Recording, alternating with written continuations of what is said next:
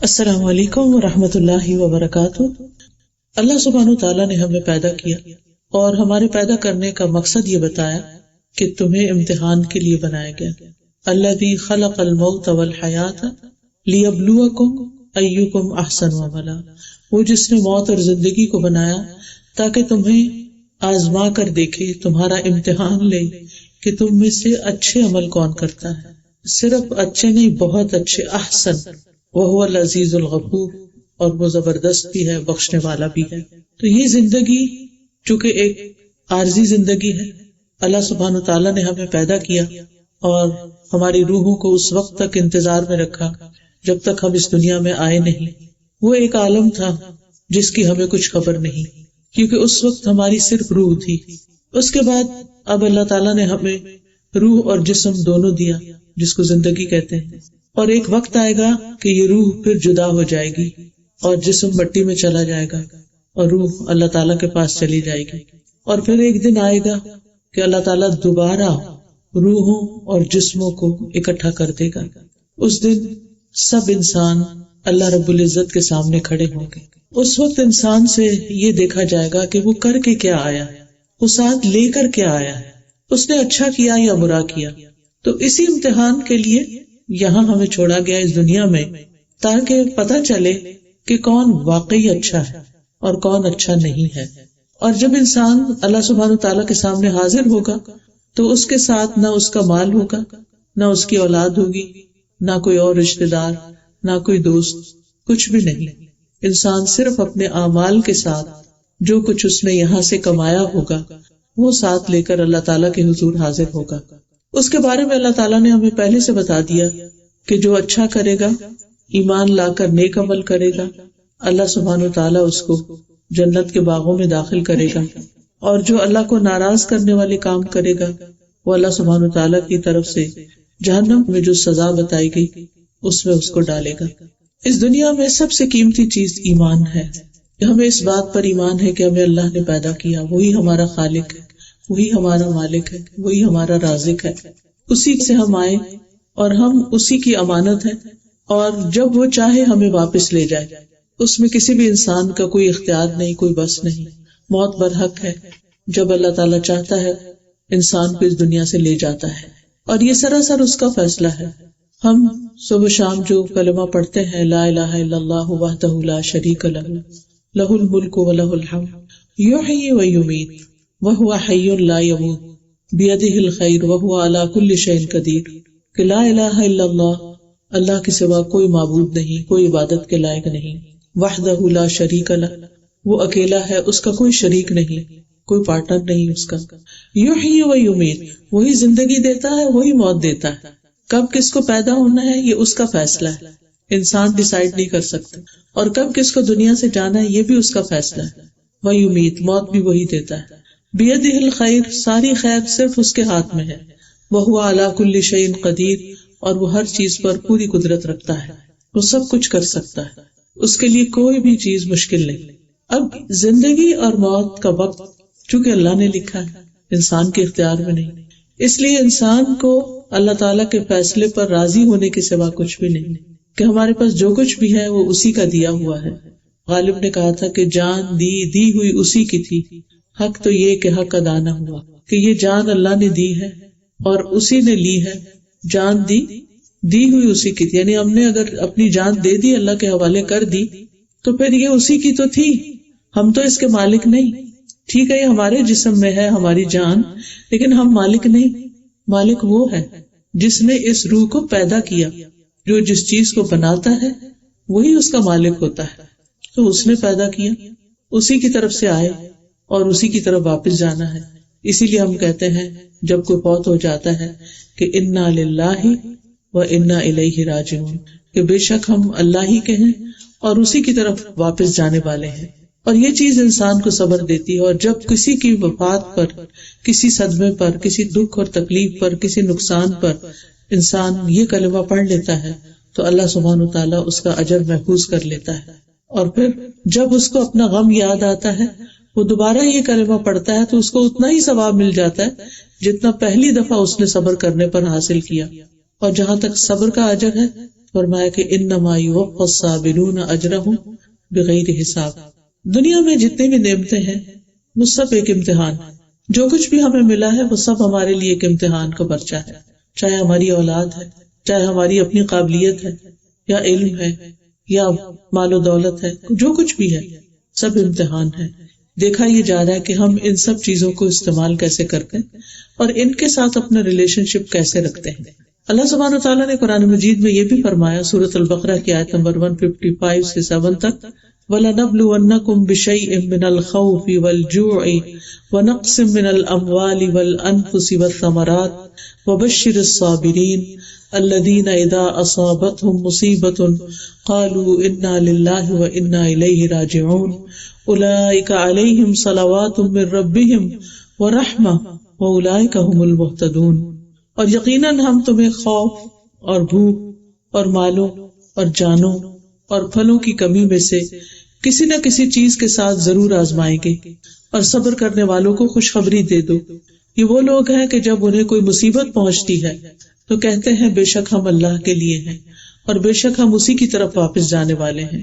یہ لوگ ہیں جن پر ان کے رب کی طرف سے کئی مہربانیاں ہیں اور بڑی رحمت ہے، اور یہی لوگ ہدایت پانے والے ہیں. تو اس سے یہ پتہ چلتا ہے کہ اللہ تعالیٰ نے پہلے سے ہی بتا دیا کہ میں آزمائش ضرور کروں گا، اور ہر شخص کسی نہ کسی شکل میں کسی نہ کسی چیز کی آزمائش میں مبتلا ہے. کوئی اولاد کی طرف سے آزمایا جا رہا ہے، کوئی مال کی طرف سے آزمایا جا رہا ہے، کوئی صحت کی طرف سے آزمایا جا رہا ہے، کوئی موت کے ساتھ آزمایا جا رہا ہے، کسی پیارے اور عزیز کی وفات کے ساتھ. تو یہ اللہ تعالیٰ نے شروع سے ہی بتا دیا تھا کہ میں آزماؤں گا ضرور. اور ایسی آزمائش کس لیے؟ تاکہ یہ دیکھا جائے کہ کون صبر کرتا ہے اور کون صبر نہیں کرتا. وَبَشِّرِ الصَّابِرِينَ. کون ہے صابر؟ الَّذِينَ إِذَا أَصَابَتْهُمْ مُصِيبَةٌ، کہ جب انہیں کوئی مصیبت پہنچتی ہے. مصیبت نکرہ ہے اسم، اور یہ عموم کے لیے آتا ہے، یعنی عام، یعنی کسی بھی قسم کی مصیبت. تو اس وقت وہ کیا کہتے ہیں؟ اِنَّا لِلَّهِ وَإِنَّا إِلَيْهِ رَاجِعُونَ. بے شک ہم بھی اللہ کے ہیں اور اللہ کے پاس واپس جانا ہے. یعنی اگر کوئی چیز ہمارے ہاتھ سے چلی گئی ہے، ہمارے ہاتھ سے نکل گئی ہے، تو ہمیں بھی جانا ہے. دنیا کی کوئی بھی چیز پرماننٹ نہیں، یہاں کسی بھی چیز کو ہمیشہ نہیں رہے، نہ کسی انسان کو، نہ کسی درخت کو. کل من علیہا فان ویبقی وجہ ربک ذو الجلال والاکرام. ہر چیز فنا ہونے والی ہے اور باقی رہنے والا تو صرف تیرے رب ذو الجلال کا چہرہ ہی ہے. یعنی اللہ کے سوا باقی ہر چیز فنا ہونے والی، وہی خالق ہے. جب کچھ نہ تھا تو وہ تھا، اور جب کچھ نہ رہے گا تو وہ باقی رہے گا. اس لیے اس بات کی ہمیشہ سے توقع رکھنی چاہیے اور اس بات کے لیے پریپیئرڈ ہونا چاہیے اور ہمیشہ تیار رہنا چاہیے کہ ہمارے پاس جو کچھ بھی ہے یہ سب کچھ ہی جانے والا ہے. لہٰذا ان چیزوں کے ساتھ اتنا دل نہ لگایا جائے کہ ان کی جدائی مشکل ہو جائے. قدرتی بات ہے، اللہ نے ہمارے دل میں رشتوں کی محبت ڈالی ہے، بہن بھائیوں کی محبت ڈال دی ہے، بچوں کی محبت ڈالی ہے، انسانوں کی محبت ڈالی ہے. لیکن اس کا مطلب یہ نہیں کہ ہم ان سے اتنا دل لگا دیں کہ اپنے رب کو بھول جائیں. جب انسان کسی بھی چیز سے اپنے رب سے زیادہ محبت کرتا ہے تو اللہ تعالیٰ اسی چیز سے آزما لیتا ہے، کیونکہ اللہ تعالیٰ کو اس بات پہ غیرت آتی ہے کہ جس نے سب کچھ دیا ہے اس کو چھوڑ کر انسان کسی اور کی محبت میں مبتلا ہو جائے. تو جو لوگ اللہ کی رضا پہ راضی ہو جاتے ہیں اللہ تعالیٰ ان سے راضی ہو جاتا ہے، ان پر رب کی بڑی مہربانیاں آتی ہیں اور رحمتیں، اور ایسے لوگوں کو پھر راہ مل جاتی ہے. پھر آپ دیکھیے کہ اللہ سبحانہ وتعالیٰ یہ بھی فرماتے ہیں سورۃ التغابن میں، ما اصاب من مصیبت الا باذن اللہ ومن یؤمن باللہ یہد قلبہ واللہ بکل شیء علیم. جو مصیبت بھی آتی ہے وہ اللہ کے اذن سے آتی، خود سے نہیں آتی. خود سے کوئی آپ کا بال بھی بیکا نہیں کر سکتا. اللہ کا اذن ہوتا ہے آپ کی آزمائش کے لیے تو وہ تکلیف آ جاتی ہے. اور جو شخص اللہ پر اعتماد کرتا ہے کہ میرے رب نے میرا برا نہیں چاہا، کیونکہ بعض چیزیں ایسی ہوتی ہیں جو دیکھنے میں بہت تکلیف دہ ہوتی ہیں لیکن انہی میں خیر ہوتی ہے. اللہ تعالیٰ قرآن مجید میں فرماتے ہیں عَسَىٰ أَن تَكْرَهُوا شَيْئًا وَيَجْعَلَ اللَّهُ فِيهِ خَيْرًا كَثِيرًا. ہو سکتا ہے کہ ایک چیز کو تم ناپسند کرو اور اللہ سبحانہ وتعالیٰ اسی میں خیر کثیر ڈال دے. بہت دفعہ زندگی میں ایسا ہوتا ہے کہ ایک چیز بہت ناگوار تھی لیکن وہ جب زندگی میں ہو گئی تو بعد میں اس کے بینیفٹس نظر آنے لگے کہ یہ ہونی ہی چاہیے تھی. لیکن جب تکلیف آتی ہے تو اس وقت انسان کا ذہن کام نہیں کرتا اور وہ اتنی بڑی سوچ نہیں سکتا. اس لیے یہاں پر فرمایا وَمَن يُؤْمِن بِاللَّهِ، جو اللہ پہ اعتماد کرتا ہے کہ میرے رب نے میرا برا نہیں چاہا، میرے رب نے میرے ساتھ برا نہیں کیا. ایسا انسان یہ نہیں کہتا کہ وائی می، میرے ساتھ کیوں ہو گیا اور ایسا نہیں ہونا چاہیے. نہیں، ہماری عقل چھوٹی ہے، ہم نہیں سمجھ سکتے کہ کوئی چیز کیوں ہو گئی. اللہ بڑا ہے اور وہ الحکیم ہے، العلیم ہے، الخبیر ہے، علم والا ہے، حکمت والا ہے، ہر چیز کو خوب جاننے والا ہے، اللطیف ہے، لطف و کرم فرمانے والا ہے، الرحیم ہے، الرحمان ہے. تو جو رب اتنا مہربان ہے وہ کسی کا بھی برا نہیں چاہتا. لیکن جب کوئی ایسی چیز آتی ہے جو ہمیں بری لگتی ہے تو ہمیں پھر بھی اللہ پہ اعتماد کرنا چاہیے. جیسے آپ دیکھیں کہ جن لوگوں کے اوپر آپ کا حسن ظن ہوتا ہے نا، اچھا گمان ہوتا ہے، تو ان کی طرف سے اگر کوئی شکایت بھی ہو تو آپ اس کو 10 عذر دیتے ہیں. نہیں، اس کی یہ وجہ ہوگی، اس کی وہ وجہ ہوگی، اس لیے میرے ساتھ اس نے ایسی بات کہی، اس کا دل میرے لیے بہت اچھا، میں اس پہ ٹرسٹ کرتی ہوں. لیکن جس ریلیشن شپ پہ ٹرسٹ نہیں ہوتا وہاں سیدھی بات بھی الٹ لگتی.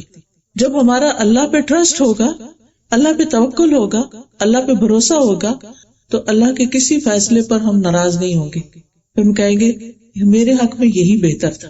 اب جیسے دنیا سے کوئی چلا جاتا ہے، کوئی عزیز، کوئی پیارا، تو بعض اوقات ہمیں سمجھ نہیں آتی کہ اتنی ینگ ایج میں کوئی چلا گیا، کیوں گیا. لیکن جب انسان اللہ پہ ٹرسٹ کرتا ہے تو سوچتا ہے کہ نہیں، یہ اس کے لیے شاید بہتر تھا. ہم نہیں سمجھتے اس کی حکمت، لیکن اللہ تو جانتا ہے. اس لیے امانت اسی کی تھی، اس نے واپس لے لی، میں اللہ کی رضا پہ راضی ہوں. تو جو شخص اس طرح سوچتا ہے وَمَن يُؤْمِن بِاللَّهِ يَهْدِ قَلْبَهُ، اللہ اس کے دل کو ہدایت دے دیتے ہیں، اللہ اس کا دل تھام لیتے ہیں، اللہ اس کے دل کو مضبوط کر دیتے ہیں. وَاللَّهُ بِكُلِّ شَيْءٍ عَلِيمٌ، اور اللہ تعالیٰ ہر چیز کو خوب جاننے والا ہے. رسول اللہ صلی اللہ علیہ وسلم نے فرمایا کوئی بندہ اس وقت تک مومن نہیں ہو سکتا جب تک وہ اپنی اچھی اور بری تقدیر پہ ایمان نہ لائے، یہاں تک کہ وہ جان لے کہ جو چیز اسے ملنے والی تھی وہ اس سے چوک نہیں سکتی تھی، اور جو چیز اس سے چوک گئی یعنی گم گئی، نہیں ملی اس کو، وہ کسی صورت اسے ملنے والی نہیں تھی. اسی طرح جو چیز جانے والی تھی اس کو جانا ہی تھا. یہ صرف ایک امتحان تھا زندگی میں، اور جس چیز سے ہمیں فائدہ پہنچنا ہے وہ فائدہ پہنچ کے رہے گا. کسی کی نظر، کسی کا حسد اور کسی کی تنگ دلی اس نعمت کو ہم سے دور نہیں کر سکتی. اللہ تعالیٰ فرماتے ہیں کل نفس ذائقۃ الموت، ہر جان کو موت کا مزہ چکھنا ہے. وَنَبْلُوكُمْ بِالشَّرِّ وَالْخَيْرِ فِتْنَةً وَإِلَيْنَا تُرْجَعُونَ، اور ہم تو تمہیں اچھے اور برے حالات سے آزماتے ہیں اور بالآخر واپسی تو ہماری طرف ہے. یعنی جانا تو اسی کے پاس ہے، اور ہمیں جو خیر ملی ہے وہ بھی امتحان ہے، اور جو شر آیا ہے وہ بھی امتحان ہے. اور پھر سبحان اللہ، رسول اللہ صلی اللہ علیہ وسلم نے فرمایا اللہ جس کے ساتھ بھلائی کا ارادہ کرتا ہے، جس کا اچھا چاہتا ہے، اس کو مصیبت میں مبتلا کر دیتے. کیونکہ مصیبت میں پڑ کے انسان اللہ سبحانہ وتعالیٰ کی طرف رجوع کر لیتا ہے، اللہ سے اپنی گناہوں کی معافی مانگتا ہے، اللہ سبحانہ وتعالیٰ کے ساتھ اپنی غلطیوں اور اپنی کوتاہیوں کا اعتراف کرتا ہے. دنیا سے اس کا دل اچاٹ ہوتا ہے، دنیا سے اس کا اعتماد ختم ہوتا ہے، اور اللہ سبحانہ وتعالیٰ پر اس کا اعتماد بڑھ جاتا ہے، اور اس مصیبت کو بھی وہ پازیٹیولی دیکھنے لگتا ہے. نبی صلی اللہ علیہ وسلم نے فرمایا مسلمان کو جو بھی پریشانی، بیماری، رنج و ملال، تکلیف اور غم پہنچتا ہے، حتیٰ کہ اسے کانٹا بھی چبھ جاتا ہے، تو اللہ تعالیٰ اسے اس کے گناہوں کا کفارہ بنا دیتے ہیں. یعنی مومن کے حق میں تکلیف بھی خیر کا باعث ہوتی ہے. ام سلمہ کہتی ہیں میں نے رسول اللہ صلی اللہ علیہ وسلم کو فرماتے ہوئے سنا کہ جب اللہ کسی بندے کو کسی مصیبت کے ساتھ آزماتا ہے اور وہ اپنی حالت اور کیفیت کی بنا پر اسے ناپسند کرتا ہے، تو اللہ تعالیٰ اس تکلیف کو اس کے گناہوں کا کفارہ اور اس کو پاک کرنے کا سبب بنا دیتا ہے، یہاں تک کہ وہ پہنچنے والی مصیبت اللہ عز و جل کے علاوہ وہ کسی کے در پہ پیش بھی نہیں کرتا، یا اسے دور کرنے کے لیے غیر اللہ کو نہیں پکارتا، اللہ ہی کو پکارتا ہے اور بار بار اللہ کو پکارتا ہے. اور اس چیز سے انسان اللہ تعالیٰ کے بہت قریب ہو جاتا ہے. اور اگر دیکھا بھی جائے بندے ہمارا کتھارسس کرتے ہیں، ہمیں تھوڑی دیر کے لیے بہلا دیتے ہیں، تھوڑا ہمارے دل کو تسلی دے دیتے ہیں، لیکن پھر کیا ہوتا ہے اس کے بعد جب وہ بندے چلے جاتے ہیں تو ہم دوبارہ اسی ڈپریشن میں آ جاتے ہیں، دوبارہ وہی دکھ اور غم دل پہ چھا جاتا ہے، اپنے آپ کو مضبوط کرتے پھر کمزور ہو جاتے ہیں، پھر انسان سے صبر نہیں ہو پاتا. لیکن جب انسان اللہ کی طرف رجوع کرتا ہے، اور اپنی تنہائیوں میں اللہ کو پکارتا ہے اور اللہ تعالیٰ کو یاد کرتا ہے اور اس سے دعا مانگتا ہے تو صحیح معنوں میں اللہ کی طرف سے انسان کے دل کو ڈھارس ملتی. بندوں کی طرف سے ملی ہوئی ڈھارس کمزور ہوتی ہے, کم ہوتی ہے, لیکن اللہ کی طرف سے ملی ہوئی تسلی بہت بڑی ہوتی ہے. قرآن مجید میں اللہ تعالیٰ فرماتے ہیں الیس اللہ بکاف عبدہ, کیا اللہ اپنے بندے کے لیے کافی نہیں؟ انسان کیوں دوسری چیزوں پہ بھروسہ کرتا ہے؟ کیا اللہ کافی نہیں؟ اور پھر وَمَن يَتَوَكَّلْ عَلَى اللَّهِ فَهُوَ حَسْبُهُ, جو اللہ پہ بھروسہ کر لیتا ہے اللہ اس کو کافی ہو جاتا ہے. اسی لیے ہم کہتے ہیں حسبی اللہ ونعم الوکیل نعم المولا ونعم النصیر, مجھے میرا رب کافی ہے اور وہ بہترین مولا ہے, بہترین مددگار ہے, بہترین کام آنے والا ہے. اس لیے جب کوئی تکلیف پہنچے تو انسان اپنے ذکر کی ڈوز بڑھا دے, اللہ سے باتیں زیادہ کرے, اللہ سے مدد مانگے, جیسا کہ قرآن پاک میں اللہ تعالیٰ فرماتے ہیں وَاسْتَعِینُوا بِالصَّبْرِ وَالصَّلَاةِ, کہ اللہ سے مدد مانگو صبر کے ساتھ اور نماز پڑھ کے, دعا کر کے. یہ دو چیزیں انسان کو مضبوط کرتی ہیں. نبی صلی اللہ علیہ وسلم پر جب کوئی تکلیف آتی تھی تو آپ فوراً نماز کی طرف جاتے تھے. اور میرے والد بتاتے ہیں کہ جب ان کی والدہ یعنی میری دادی جو تھی, ہمارے والد کے 4-5 بہن بھائی تھے جو پیدا ہونے کے کوئی 5 سال بعد, کوئی 10 سال بعد ایسے فوت ہوتے گئے, ایک کے بعد ایک, ایک کے بعد ایک, یعنی سوائے میرے والد اور چچا کے کوئی نہیں بچا, یا پھوپھی ایک, سب فوت ہو گئے. تو کہتے ہیں کہ میری دادی جو تھی وہ جس وقت کو بچہ فوت ہوتا تھا اس کے اوپر کپڑا ڈال کے خود اس کے پاس نماز کے لیے کھڑی ہو جاتی اور اللہ سے خوب خوب دعائیں کرتی. تو جو ان کی دوستیں یا اور خواتین تھی وہ کہتی کہ اس کو تو اپنی اولاد کا مرنے کا کوئی غم ہی نہیں ہے. غم کس کو نہیں ہوتا, یہ کسی سے پوچھ کے غم کرنا ہوتا ہے. یعنی خاص طور پر ماں کا تو جسم جڑا ہوتا ہے بچے کے ساتھ. آپ کو پتا نہیں کہ جب بچہ پیدا ہوتا ہے تو وہ اس کی ایک نالی کاٹتے ہیں اس کو الگ کرنے کے لیے, کیونکہ وہ اسی سے خوراک لے رہا ہوتا ہے. وہ پورے کا پورا اس کا جسم ماں کے پیٹ کے اندر بنا ہوتا ہے, وہ اس کے جسم کا ٹکڑا ہوتا ہے, اس کے جگر کا ٹکڑا جس کو کہتے ہیں. تو یہ کیسے ہو سکتا ہے کہ کسی بچے کی وفات پر ماں کا دل نہ دکھے, لیکن وہ ماں اگر اپنے غم اور دکھ کی فریاد صرف اللہ سبحانہ وتعالیٰ سے کرتی ہے تو عام طور پر لوگ اس غلط فہمی میں پڑ جاتے ہیں کہ شاید اس کو غم ہی نہیں. حضرت یعقوب علیہ السلام سے جب یوسف علیہ السلام سال ہر سال کے لیے بچھڑ گئے, کوئی چھوٹی آزمائش تھی, بہت بڑی آزمائش تھی, تو وہ اپنے بچوں کے سامنے بھی ذکر نہیں کرتے تھے. وہ تنہائی میں اللہ سے فریادیں کرتے تھے اور فرماتے انما اشکو بثی وحزنی الی اللہ واللہ بصیر بالعباد, میں اپنے غم اور دکھ کی فریاد اللہ سے کرتا ہوں, اللہ بندوں کے حال کو دیکھنے والا ہے, اللہ میرا حال بھی دیکھتا ہے. اللہم انک تسمع کلامی وتری مکانی, اللہ میری باتیں تو سن رہا ہے اور میری حالت کو تو دیکھ رہا ہے. لہذا سب سے زیادہ اسٹرانگ چیز انسان کو تھامنے والی اللہ سبحانہ وتعالیٰ سے مضبوط تعلق ہے, اور ہر آنے والی تکلیف انسان کا تعلق مضبوط کرتی ہے پہلے سے بھی زیادہ. اور پھر یہ اللہ سبحانہ وتعالیٰ کے قرب کی نشانی ہوتی ہے. جس کو اللہ تعالیٰ اپنے قریب کرنا چاہتا ہے, جس کو اللہ تعالیٰ اپنا بنانا چاہتا ہے, اس کا دل دوسروں سے ہٹا دیتا ہے اور پھر اس کے اندر صبر بھر جاتا ہے. ابن تیمیہ کہتے ہیں کہ اللہ تعالیٰ نے اپنی کتاب میں 90 سے زیادہ مقامات پر صبر کا ذکر کیا ہے. تقویٰ کا ذکر 145 دفعہ آیا ہے, لیکن صبر کا ذکر 90 دفعہ آیا, یعنی پورے قرآن میں 90 بار صبر کی تلقین ہے. اور اجر کتنا بڑا بتایا ہے. نبی صلی اللہ علیہ وسلم کو براہ راست بھی تلقین کی گئی وَاصْبِرْ وَمَا صَبْرُكَ إِلَّا بِاللَّهِ وَاصْبِرْ لِحُكْمِ رَبِّكَ. تو انسان کے لیے تکلیف کے موقع پر صبر درجات کی بلندی کا سبب بن جاتا ہے. اور اللہ تعالیٰ نے ایسے لوگوں کی تعریف کی ہے وَالصَّابِرِينَ فِي الْبَأْسَاءِ وَالضَّرَّاءِ وَحِينَ الْبَأْسِ أُولَئِكَ الَّذِينَ صَدَقُوا وَأُولَئِكَ هُمُ الْمُتَّقُونَ. خصوصاً وہ لوگ جو تنگ دستی، تکلیف اور لڑائی کے وقت صبر کرنے والے ہیں، یہی لوگ ہیں جنہوں نے سچ کہا اور یہی متقی لوگ ہیں. تقوی والے یہی ہیں کہ جو تکلیف کے وقت صبر کر جاتے ہیں. پھر اسی طرح انسان کو زندہ انسانوں سے بھی تکلیفیں پہنچتی ہیں. اس کے بارے میں سورۃ الفرقان میں آتا ہے وَجَعَلْنَا بَعْضَكُمْ لِبَعْضٍ فِتْنَةً أَتَصْبِرُونَ وَكَانَ رَبُّكَ بَصِيرًا. اور ہم نے تم میں سے بعض کو بعض کے لیے آزمائش بنایا ہے. بعض اوقات اپنا ہی کو بچہ آزمائش بن جاتا ہے، اور بعض اوقات شوہر کی طرف سے آزمائش ہو جاتی ہے کہ اس کا رویہ اور سلوک ٹھیک نہیں ہوتا، بعض اوقات کوئی اور انسان مصیبت کا باعث بن جاتا ہے تو انسان کی زندگی حرام کر دیتا ہے، انسان کا سکون چین لوٹ لیتا ہے. تو ایسے میں کیا فرمایا کہ اتصبرون، اس کا حل صرف صبر ہے کہ اپنی زبان سے کوئی ایسی بات نہیں نکلنے دینی جو اللہ تعالیٰ کو ناپسند ہے، کوئی ایسا کام نہیں کرنا جو اللہ تعالیٰ کو ناپسند. صبر یہ ہوتا ہے کہ انسان اس تکلیف کے وقت میں سارا وقت یہ دیکھے کہ رب کی نگاہیں میرے اوپر ہے اور وہ میرے ایک ایک ایکشن کو، میری ایک ایک حرکت کو دیکھ رہا ہے، اور فرشتے قلم سنبھالے ہر لمحے دیکھ رہے ہیں کہ یہ بندہ اب کہتا کیا اور کرتا کیا. تکلیف اور دکھ کے وقت جو اللہ کو نہیں بھولتا اور اللہ کو یاد کرتا ہے اور اللہ سے مدد مانگتا ہے اور صبر کرتا ہے اور کوئی برے الفاظ زبان سے نہیں نکالتا، کوئی زیادتی کی بات زبان سے نہیں نکالتا، اللہ سبحانہ وتعالیٰ پھر اس کو تھام لیتا ہے. وَكَانَ رَبُّكَ بَصِيرًا، اور تیرا رب ہمیشہ سے سب کچھ دیکھنے والا ہے، وہ سب دیکھ رہا ہے.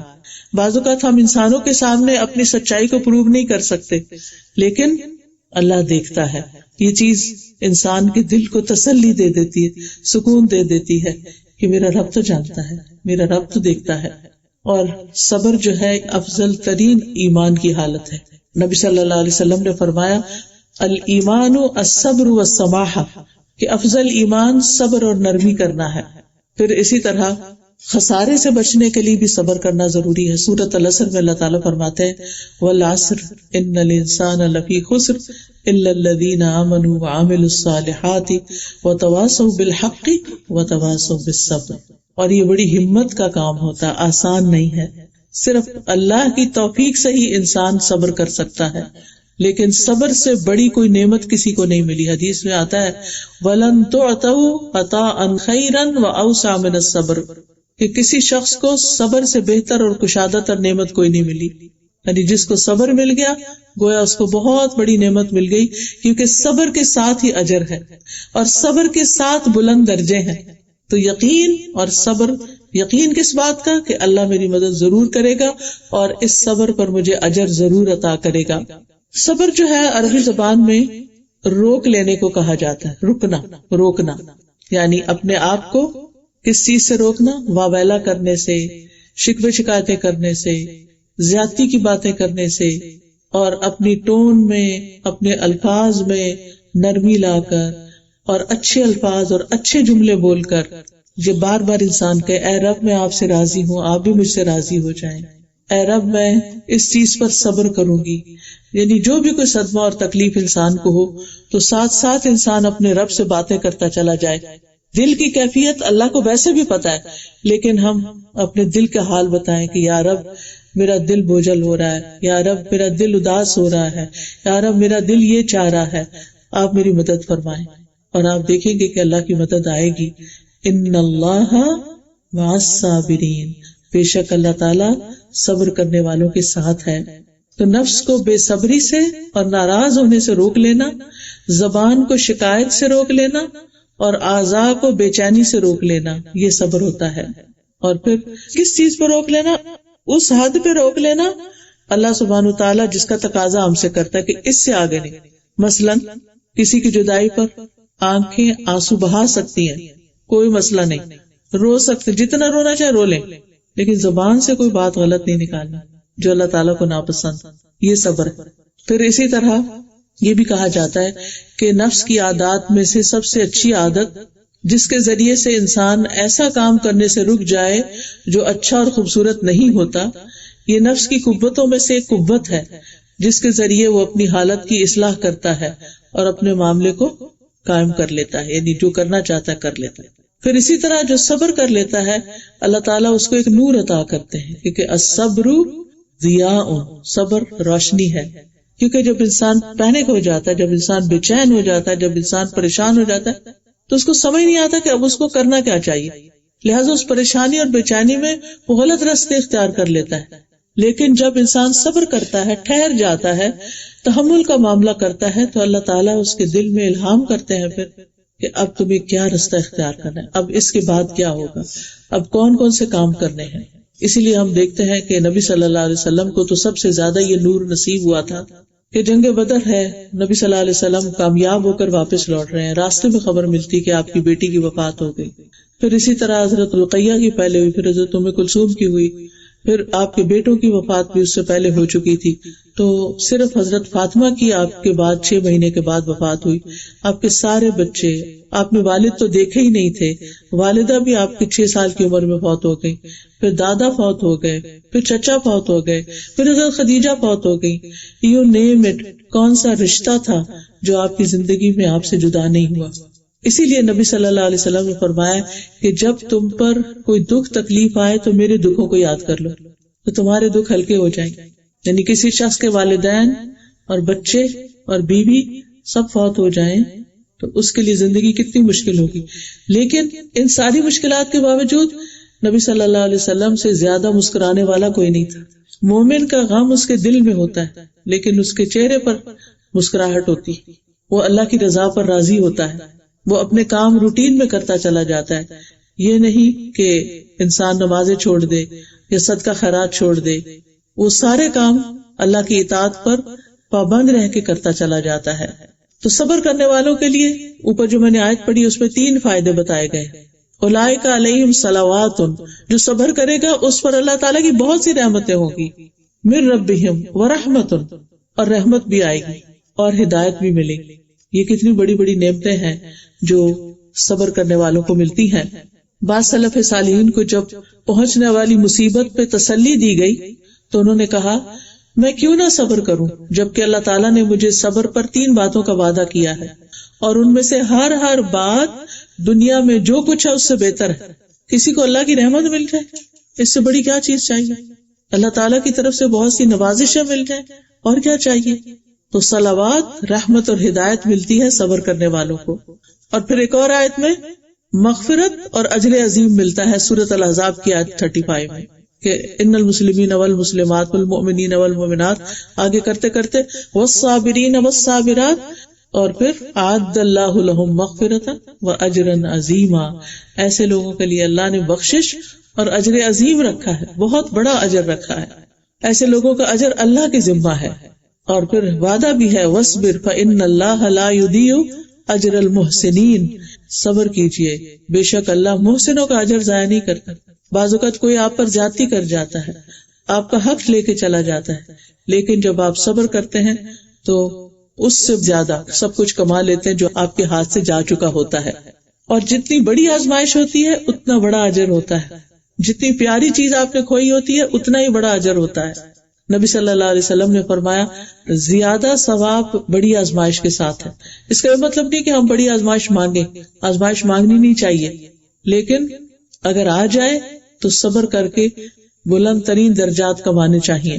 نبی صلی اللہ علیہ وسلم نے فرمایا وہ مومن جو لوگوں سے ملتا جلتا ہے اور ان کی طرف سے آنے والی تکالیف پر صبر کرتا ہے، وہ اس مومن سے اجر و ثواب میں کہیں بہتر ہے جو لوگوں سے میل جول نہیں رکھتا اور نہ ان کی تکلیفوں پہ صبر کرتا ہے. کیونکہ جب آپ لوگوں سے ملیں گے تو ان کی کوئی نہ کوئی بات آپ کو تکلیف دے گی. پھر انسان بعض کو سوچتا ہے کہ بس کسی سے نہیں ملنا، میں آئسولیشن میں ٹھیک، مگر اس سے بھی تو انسان کو گھبراہٹ ہوتی ہے کیونکہ انسان اس طرح پیدا نہیں کیا گیا، یہ اس کی فطرت کے خلاف ہے. لیکن جب آپ لوگوں سے ملتے ہیں تو کوئی آپ کو الٹے سیدھے مشورے دیتا ہے، کوئی ایسی باتیں آپ پر کرتا ہے کہ آپ کو سمجھ نہیں آتی کہ یہ کہاں سے بات انہوں نے نکال لی. ایسی ساری باتوں کو ایک کان سے سن کے دوسرے کان سے نکال دینا چاہیے، جسٹ اگنور.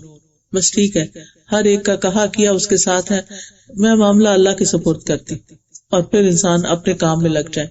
کیونکہ یہ زندگی بہت چھوٹی ہے، یہ وقت بہت قلیل ہے، یہ بہت تھوڑا وقت ہے جو ہمیں اس پلانٹ پہ ملا ہے. ہم سب ٹرانزٹ میں ہیں، اگلی فلائٹ لینی ہے ہم نے، تو اس کے لیے ہمیں یہ ہے کہ آگے کچھ نہیں ملے گا سوائے اس کے جو تم یہاں سے اکٹھا کر کے لے جاؤ. تو جس شخص کو یہ فکر ہو کہ جو کچھ میں نے لینا ہے یہی سے لینا ہے، وہ کیا کرے گا؟ کیا وہ سو جائے گا، سستی کرے گا، ادھر ادھر باتیں گپ شپ لگائے گا، اپنے سیل فون پہ بیٹھ جائے گا؟ نہیں، اس کو کہے گا پہلے میں سب سے بندوبست کروں اپنا کہ مجھے آگے کیا لے کے جانا، اور پھر اس کے بعد وہ چیزیں اکٹھی کر کے رکھ کے اپنا سامان، پھر میں دیکھوں گا کچھ اور چیز. ہم بھی اپنی زندگیوں کا جائزہ لیں کہ ہم اپنے پرائم ٹائم میں کیا کرتے ہیں، ہم صبح ارلی مارننگ کیا کرتے ہیں، ہم رات کو سونے سے پہلے کیا کرتے ہیں، کیا ہم فونز پہ اور ادھر ادھر کی باتوں میں تو وقت نہیں لگاتے؟ کیونکہ صبح کے وقت کی عبادت بہترین عبادت ہوتی. ان قرآن الفجر کان مشہودا، فجر کے وقت قرآن کا پڑھا جانا اس میں فرشتوں کی حاضری ہوتی ہے، دعائیں قبول ہوتی ہیں، بابرکت وقت ہوتا ہے. نبی صلی اللہ علیہ وسلم کی دعا ملتی ہے، اللہم بارک لامتی فی بکورہا، اللہ میری امت کی صبح میں برکت ڈال دے. تو جب کوئی انسان اس وقت اللہ کو یاد کرتا ہے، اللہ کی عبادت کرتا ہے، ٹھیک ہے آپ تہجد کے وقت اٹھے، آپ نے فجر پڑھی، آپ نے اشراق پڑھے، اب آپ تھوڑا سا آرام بھی کر سکتے ہیں، اس میں کوئی حرج کی بات نہیں. لیکن یہ نہیں کہ فجر کی نماز کے وقت آپ آرام کر رہے ہوں اور جب سورج اندر باہر ہو تو آپ اٹھ کے نمازیں پڑھیں، یہ طریقہ نہیں ہے اللہ کی عبادت کا. تو بہرحال صبر جو ہے اس سے انسان کو عبادت میں بھی مدد ملتی ہے اور اس میں پھر خیر کثیر مل جاتی ہے انسان کو. انسان اپنے روزمرہ کے کام، اپنی ڈیوٹیز، اپنے فرائض بہت اچھی طرح انجام دے سکتا ہے. لیکن اگر بے صبرہ ہو تو کیا ہے، ڈپریشن میں چلا جائے گا. بے صبر پن سے نتیجہ تو کچھ نہیں نکلتا، یعنی ہمیں حاصل تو کچھ نہیں ہوتا. اور پھر کیا ہوتا ہے کہ انسان اس کی دوائیاں کھانی شروع کر دیتا ہے، اور دوائیاں کھانے کے بعد آپ سب کو پتہ ہے کیا ہوتا ہے، پھر صرف سونا ہی ہوتا ہے. تو صرف بھلانے والی بات ہوتی، انسان کی ساری پروڈکٹیوٹی ماری جاتی، انسان دوسروں سے، رشتوں سے کٹ کے رہ جاتا ہے، انسان کسی کام کا نہیں رہتا. تو پہلے ہی مرحلے پر، کیونکہ صبر کیا ہے، الصبر عند الصدمۃ الاولی، جب صدمے کا آغاز ہوتا ہے اس وقت جو صبر کر لیتا ہے انسان کہ مجھے یہ بس اس لمٹ تک جانا ہے، اس سے آگے نہیں جانا، تو اس کے اجر میں پھر بے پناہ اضافہ ہوتا ہے. رسول اللہ صلی اللہ علیہ وسلم نے فرمایا، مدد صبر کے ساتھ ہے، جو صبر کرے گا اس کو اللہ کی مدد ملے گی، اور کشادگی تنگی کے ساتھ ہے، یعنی جب چیزیں تنگ ہو جاتی ہیں وہیں سے وسعت آ جاتی. اور بے شک ہر مشکل کے ساتھ ایک آسانی ہے، اور بے شک اسی مشکل کے ساتھ ایک اور آسانی ہے. یعنی اللہ سبحانہ تعالیٰ جب کوئی چیز ہم سے لے لیتا ہے تو اس کے لینے میں بھی آسانیاں ہوتی ہیں. آپ دیکھیں کہ مثلاً آپ کو کھانا پکانے کا وقت نہیں ملا، آپ نے کھانا سکپ کر دیا، پانی پی لیا، اور پھر کئی گھنٹے کے بعد جا کے آپ کو کھانے کی کوئی چیز ملی. کئی دفعہ سفر میں ایسا ہو جاتا ہے کہ مرضی کے کھانے پینے کی چیز نہیں ہوتی، یا وہ ملتی نہیں جو آپ نے کھانا ہوتا، تو آپ ایک لمبا فاقہ کرتے ہیں. کبھی آپ نے اس فاقے کو انجوائے کیا؟ کتنا انجوائے کرتا ہے نا جب انسان کا پیٹ خالی ہوتا ہے اور اس کے اندر ایک عجیب سی گہرائی آ جاتی ہے، ایک غور و فکر آ جاتا ہے، اور پھر آہستہ آہستہ بھوک لگ کے بھوک بھی ختم ہو جاتی ہے اور انسان اپنے آپ کو ہلکا پھلکا محسوس کرتا ہے. پہلے مجھے یہ بات سمجھ نہیں آتی تھی کہ علم جو ہے بھرے پیٹ کے ساتھ حاصل نہیں ہوتا یا انسان غور و فکر نہیں کر سکتا، لیکن جب میں نے اس کا ایکسپیرئنس کیا تو میں حیران ہو گئی کہ کس طرح بھوک اور فاقہ اور کھانے پینے سے دور رہنا کس طرح انسان کو طاقتور بنا دیتا ہے اور اس کی زندگی میں کتنی سہولت اور آسانی ہو جاتی. تو جب ہم ایک تکلیف برداشت کرتے ہیں تو اس کے ساتھ اللہ تعالیٰ اجر بھی دیتا ہے، صبر بھی دیتا ہے، وسعت دیتا ہے، آسانی دیتا ہے، کئی اور نعمتیں اور کئی اور مینیوز کھل جاتے ہیں. پھر اسی طرح صابرین کے ساتھ اللہ ہے، صابرین کو اللہ کی مدد ملتی ہے، فرشتوں کا ساتھ ملتا ہے، اللہ کی محبت ملتی ہے. واللہ یحب الصابرین، ہم سب چاہتے ہیں اللہ تعالیٰ ہم سے محبت کرے، لیکن جب کوئی صبر کرتا ہے تو اللہ کی محبت اس کی قسمت میں لکھی جاتی ہے. پھر کامیابی بھی صبر کے ساتھ ہے، عزت بھی صبر کے ساتھ ہے. نبی صلی اللہ علیہ وسلم نے فرمایا، جس بندے پر کوئی ظلم کیا گیا اور اس نے اس پر صبر کر لیا تو اللہ تعالیٰ اس کی عزت بڑھا دے گا. کیونکہ ہوچے لوگ اور بے صبرے لوگ اور جلد باز لوگ کسی کو پسند نہیں آتے. بنی اسرائیل کے بارے میں اللہ تعالیٰ فرماتے ہیں کہ ہم نے ان میں سے کئی لیڈرز بنائے جو ہمارے حکم سے ہدایت دیتے تھے جب انہوں نے صبر کیا. یعنی ان کو لیڈرشپ کا رول تب ملا جب انہوں نے صبر کیا. اور یہ ایک حقیقت ہے کہ کوئی شخص کسی قوم کا رہنما یا لیڈر ہو نہیں سکتا جس کے اندر صبر کی صفت نہ ہو. پھر اسی طرح قرآن کے وعدے کے مطابق دشمن کی چالوں سے تحفظ ملتا ہے، غور و فکر کی توفیق ملتی ہے، دنیا اور آخرت کی نعمتوں سے انسان مالا مال ہو جاتا ہے، دنیا اور آخرت میں بہترین ٹھکانہ ملتا ہے اور بے حساب اجر دیا جاتا ہے. اور ایک روایت میں آتا ہے کہ صبر کا بدلہ جنت ہے. وَجَزَاهُمْ بِمَا صَبَرُوا جَنَّةً وَحَرِيرًا، انہیں ان کے صبر کرنے کے عوض جنت اور ریشم کا بدلہ ملے گا. اب اس سلسلے میں یہ یاد رکھنا چاہیے کہ سب سے پہلے انسان صبر صرف اللہ کی خاطر کرے. یہ نہ کہے کہ ہائے لوگ کیا کہیں گے اگر میں نے یہ کر دیا. لوگوں کی خاطر نہیں، صرف اللہ کی خاطر. وَاصْبِرْ وَمَا صَبْرُكَ إِلَّا بِاللَّهِ، اور صبر کیجیے، اور صبر کرنا آپ کا اللہ کی توفیق ہی کے ساتھ ہے. دوسرا یہ کہ صدمے کی پہلی چوٹ پر پہلی دفعہ جب کوئی چیز تکلیف دے سنے یا دیکھے تو فوراً صبر کر لیں، انا للہ پڑھ کر صبر. پھر صبر کوشش سے آتا ہے. حدیث میں آتا ہے وَمَن يَتَصَبَّرْ يُصَبِّرُهُ اللَّهُ، جو صبر کرتا ہے، کرنے کی کوشش کرتا ہے، اللہ تعالیٰ اس کو صبر عطا کر دیتے ہیں. اور پھر یہ کہ ہر حال میں اللہ کی تعریف کرنی چاہیے، یہ بھی صبر کا ایک پہلو ہوتا ہے. رسول اللہ صلی اللہ علیہ وسلم نے فرمایا مومن کے متعلق اللہ عز و جل کی تقدیر اور فیصلے پر مجھے تعجب ہوتا ہے کہ اگر اسے کوئی بھلائی حاصل ہوتی ہے تو اپنے رب کی حمد بیان کرتا ہے اور شکر ادا کرتا ہے، اور اگر اسے کوئی مصیبت آتی ہے تو اس پر بھی الحمدللہ کہتا ہے اور صبر کرتا ہے. کیوں؟ وہ کہتا ہے کہ اس سے بڑی مصیبت نہیں آئی. یعنی اس وقت وہ کیوں شکر کرتا ہے؟ یعنی مثال کے طور پر اللہ نہ کرے کسی کا بھی ایکسیڈنٹ ہوتا ہے تو پھر بھی کہتا ہے الحمدللہ. اب کوئی دیکھ کے کہے اچھا الحمدللہ اس وقت شکر، ہاں اس سے زیادہ بھی ہو سکتا تھا، شکر اللہ نے جان رکھ لی. اور بہت سے لوگ یہ کہتے بھی ہیں کہ شکر اللہ نے جان رکھ لی، شکر اللہ نے بچا لیا. تو جو بندہ اس وقت اللہ سے راضی ہوتا ہے نا، اللہ اس سے راضی ہو جاتا ہے اور اللہ تعالیٰ اس کو اس کا بہترین نعم البدل بھی عطا کرتا ہے. اور پھر مومن جو ہے اس کو یہ یقین ہوتا ہے کہ یہ زندگی بہت چھوٹی ہے، اگر کوئی پیارا چلا گیا تو ہم بھی جانے والے وہاں جا کے مل لیں گے. اس وقت کو نیکیوں میں گزارنا چاہیے، اچھے کاموں میں گزارنا چاہیے تاکہ جب اللہ تعالیٰ سے ملاقات کرے تو اللہ تعالیٰ راضی ہو. اور پھر یہ کہ دل سے صبر اور دل سے شکر پریٹینڈ نہیں کرنا چاہیے، یعنی دل سے صبر کریں کہ اللہ کی خاطر صبر کر رہے ہیں، کسی کو دکھانے کے لیے نہیں کہ لوگ کہیں کتنی کمپوزڈ ہے، کتنی صابر ہے، لوگوں کی تعریفوں کے لیے نہیں، اور بندوں سے شکوہ نہیں، بس اللہ سے شکوہ. رسول اللہ صلی اللہ علیہ وسلم فرماتے ہیں کہ اللہ تعالیٰ نے فرمایا جب میں اپنے مومن بندے کو آزماتا ہوں اور وہ تیمارداری کرنے والوں کے سامنے میرا شکوہ نہیں کرتا تو میں اس کو اپنی قید سے آزاد کر دیتا، یعنی اس کی بیماری دور کر دیتا، اس کے پہلے گوشت کے عوض بہترین گوشت عطا کر دیتا، اس کے پہلے خون سے بہتر خون عطا کر دیتا، اور پھر وہ نئے سرے سے کام میں لگ جاتا ہے.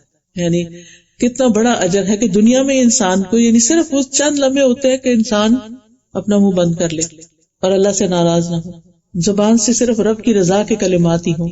نبی صلی اللہ علیہ وسلم کے بیٹے ابراہیم فوت ہوئے تو آپ کے آنسو بہنے لگے. صحابہ حیران ہوئے، یا رسول اللہ آپ بھی رو رہے ہیں؟ تو آپ نے فرمایا آنکھیں روتی ہیں، دل غمگین ہوتا ہے، اور ہم بس وہی بات کہتے ہیں جس سے ہمارا رب راضی ہے. یعنی زبان کی حفاظت سب سے زیادہ. اے ابراہیم ہم تمہاری جدائی کے سبب غمگین ہیں. غم تو آپ کو بھی لاحق ہوا تھا، غم تو حضرت یعقوب کو بھی ہوا تھا، لیکن وہ ہمارے لیے بہترین نمونہ ہے کہ ایسے مواقع پر انہوں نے کوئی بد اخلاقی کا مظاہرہ نہیں کیا، کوئی اللہ سے ناراضگی کا مظاہرہ نہیں کیا، بلکہ اللہ سے راضی رہے اور خیر کے کلمات انسان بولے، جزا فضا نہ کرے اور چیخ پکار نہ کرے، گریبان نہ پیٹے، اللہ کو الزام نہ دے، اور پھر لوگوں کی باتوں پہ نہ جائے. کسی کے ستانے پر بھی انسان صبر ہی کرے، یا غلط الزام لگانے پر. بعض لوگوں کی عادت ہوتی ہے کہ وہ بڑے بڑے جھوٹ بول کے آپ کو بلیم کر دیتے ہیں. پھر حالات کی تنگی پر، رزق کی کمی پر، پھر اسی طرح سادی خوراک، کیونکہ بیماروں کو سادہ کھانا پڑتا ہے تو اس پر بھی انسان صبر کرے اور اس کے بدلے میں اللہ تعالیٰ آخرت میں بہت کچھ دے گا. پھر بیماری پر، پھر بیٹیوں کی پیدائش پر، کیونکہ اہل عرب کے ہاں تو خاص طور پر بیٹیاں باعث وبال ہوتی تھی. پھر بچوں کی وفات پر. اسامہ بن زید کہتے ہیں نبی صلی اللہ علیہ وسلم کی ایک صاحبزادی نے آپ کو پیغام بھیجا کہ میرا بیٹا فوت ہو رہا ہے، آپ ہمارے پاس تشریف لائیں. یعنی اس وقت وہ نزع کے عالم میں، آپ آ جائیں. بیٹی ہے باپ کو بلا رہی. آپ نے سلام کہتے ہوئے واپس پیغام بھیجا اور فرمایا ان للہ ما اخذ ولہ ما اعطى وکل عنده باجل مسمى فلتصبر ولتحتسب. سارا مال اللہ ہی کا ہے، یہ اللہ کا مال تھا، جو اللہ نے لے لیا وہ اسی کا تھا. کیا زبردست بات. اور جو اس نے عطا کیا ہوا ہے وہ بھی اسی کا ہے. اس کے ہاں ہر چیز کا وقت مقرر ہے، اس لیے اسے چاہیے کہ صبر کرے اور ثواب کی طلبگار رہے. یعنی گئے نہیں، اچھا سا پیغام بھیج دیا. اور پھر انسان جب نیکی کا کام کا ارادہ کرے اس وقت بھی صبر کرے، اور جس گناہ سے بچنا چاہے اس پر بھی صبر کرے، اور بدلہ لینے کے موقع پر بھی صبر سے کام لے. صبر کرنے والوں میں سب سے زیادہ بڑی مثال حضرت ایوب علیہ السلام کی. 18 سال بیمار رہے، اسکن ڈیزیز تھی. یعنی اگر تھوڑی سی بھی کوئی چیز ہو جائے نا تو ہم بار بار اس کو کھجاتے ہیں، کرتے ہیں، لیکن وہ کہتے ہیں کہ شیطان ملعون کو نہیں پتا کہ میرے دل میں کتنا اطمینان ہے کہ پہلے میرے اللہ کی عبادت کرنے کے راستے میں بچے، مال، کام حائل ہو جاتے تھے، اب سب نے مجھے چھوڑ دیا ہے تو میرے اور اللہ کے بیچ میں کوئی نہیں. یہ ہے صبر کا اعلیٰ مقام.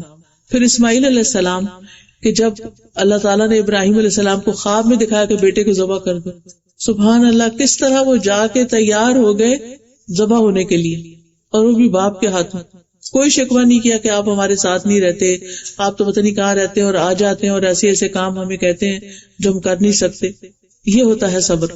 پھر یوسف علیہ السلام بچپن میں جدا ہوئے، پھر بازار مصر میں بکے، پھر ایک عورت کے گھر گئے تو اس فتنے سے واسطہ پڑا، پھر جیل میں چلے گئے.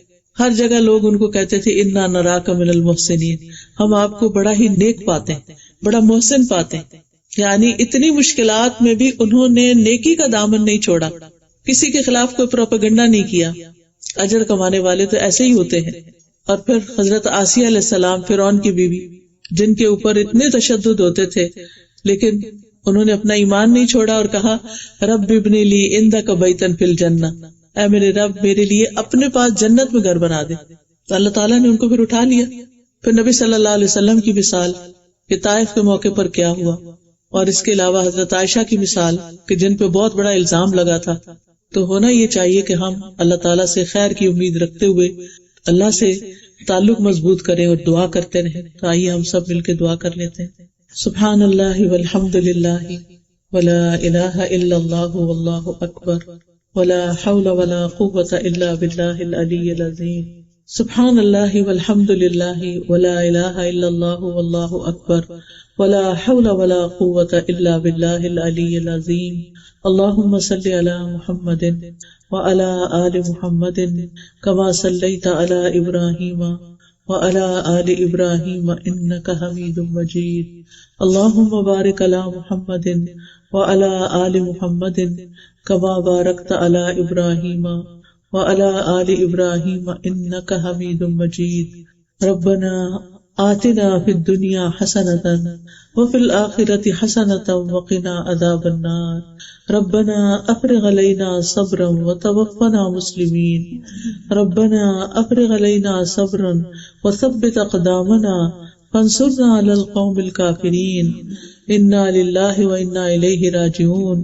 یا حی یا قیوم برحمتک استغیث لا الہ الا انت سبحانک انی کنت من الظالمین. اللہ اللہ ربی لا اشرک به شیئا. لا الہ الا اللہ العظیم الحلیم. لا الہ الا اللہ رب العرش العظیم. لا الہ الا اللہ رب السماوات ورب الارض ورب العرش الکریم. یا اللہ تیرے سوا کوئی معبود نہیں، تو بڑا عظیم ہے، تو بڑا ہی بردبار ہے. تیرے سوا کوئی معبود نہیں جو عرش عظیم کا مالک ہے. یا اللہ اس کے علاوہ کوئی معبود نہیں جو زمین و آسمان اور عرش کریم کا رب ہے. یا اللہ تو ہم سب کی مشکلات آسان فرما دے. اللہ ہم سب کے دکھ دور فرما دے. اللہ ہماری بہن کا دکھ دور فرما دے، ان کے دل کو صبر اور چین عطا فرما دے. اللہ جس سعیدہ بہن کے لیے تکلیف آسان کرنے کی دعا کرائی گئی ہے، یا اللہ ان کے لیے آسانیاں فرما دے. یا رب العالمین ہمیں اپنی زندگیوں سے صحیح معنوں میں فائدہ اٹھانے کی توفیق دے. اللہ ہم سب کو دنیا کی تکلیفوں اور پریشانیوں سے بچا لے. یا اللہ ہمیں عافیت عطا فرما. اللہ تعالیٰ جب ہم تیرے پاس آئیں تو ہمیں بخش دے. یا اللہ ہمارے دکھوں اور غموں کا مداوع فرما. یا اللہ ہماری مصیبتوں میں اجر عظیم عطا فرما. یا رب العالمین جتنی بہنیں یہاں آئی ہیں ان کے دلوں میں جو دعائیں ہیں وہ قبول فرما. یا اللہ ہماری ان بہن کو صبر جمیل عطا فرما اور جانے والے کی بخشش فرما، اس کے درجات بلند فرما، اس کو اپنی رحمتوں میں ڈھانپ لے. یا اللہ ان کے عزیز و قارب کو ان کے پیچھے صدقہ جاریہ بنا دے. یا اللہ تو ہمیں علم حاصل کرنے والا بنا اور علم حاصل کر کے عمل کرنے والا بنا.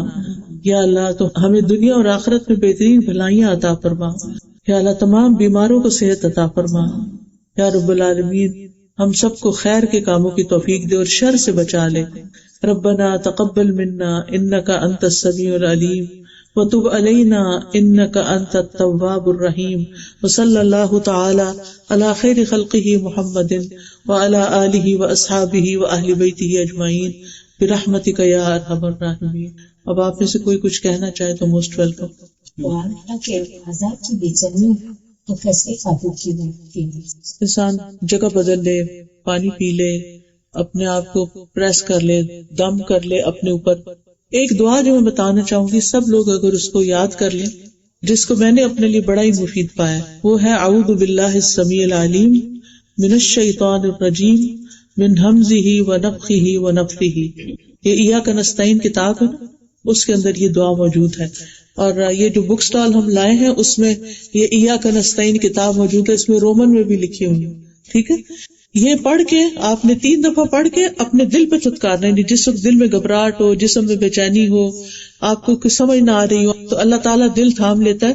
تو اپنے دل کے مقام پر 3 دفعہ یہ پڑھ کے تھو تھو تھو کرنا ہے. یعنی چھو نہیں کرنا جیسے ہم چھو کرتے ہیں، بلکہ تھو کرنا ہے. ٹھیک ہے، یعنی غم آتا ہی اس وقت ہے جب شیطان دل پہ قابو پاتا ہے، تو شیطان کو قریب نہیں پھٹکنے دینا. تو 3 دفعہ جب بھی دل گھبرائے، اعوذ باللہ السمیع العلیم من الشیطان الرجیم من ہمزہ ونفخہ ونفثہ. دوسرا یہ ہے کہ انسان اس جگہ کو چینج کرے تاکہ اس کا ذہن بٹے. پھر یہ میت کی بخشش کی دعائیں ہیں، یہ انسان کو اپنے سارے فوت شدگان کے لیے پڑھنی چاہیے. پھر ایصال ثواب جو ہے، یعنی کہ فوت ہونے والے کے بعد میں انسان کیا کیا نیکی کے کام کرے کہ جس سے اس کو اس کی روح کو ثواب ملتا رہے. پھر یہ ایول آئے کے بارے میں ہے. پھر جو کوئی بیمار ہو اس کے پاس یہ کتاب ہونی چاہیے، پریئرز فار ہیلنگ، کہ کون کون سی دعائیں ہم کریں کہ صحت یاب ہو جائے. اور یہ حفاظت کی دعائیں ہیں، پروٹیکشن کی، انگلش ٹرانسلیشن کے ساتھ اور اردو کے ساتھ. تو اللہ تعالیٰ سے دعا ہے کہ اللہ تعالیٰ ہم سب پر اپنی رحمت نازل فرمائے. آپ ایسے کوئی کچھ کہنا چاہے، کچھ پوچھنا چاہے تو موسٹ ویلکم. دیکھیے شیطان تو اسی وقت دور ہوتا ہے نا جب انسان وضو کرتا ہے، نماز پڑھتا ہے، قرآن پڑھتا ہے، تو پھر شیطان بھاگتا ہے اس بندے سے. تو ان کو پیار سے دین کی بات سمجھائیں کہ اللہ کا حق کیا ہے. جس نے ہمیں پیدا کیا اس کا حق سب سے بڑا ہے. ہم دنیا میں جتنے لوگوں کو مرضی خوش کر لیں، جتنے مرضی بڑے بڑے کام کر لیں، لیکن اگر اس کو راضی کر کے نہیں گئے تو کچھ بھی نہیں کمایا. تو اس کے لیے پھر یہ کہ نماز، روزہ اور ان چیزوں کی طرف لائیں گے تو ان الصلاۃ تنہی عن الفحشاء، نماز جو ہے وہ برائیوں سے روکتی ہے.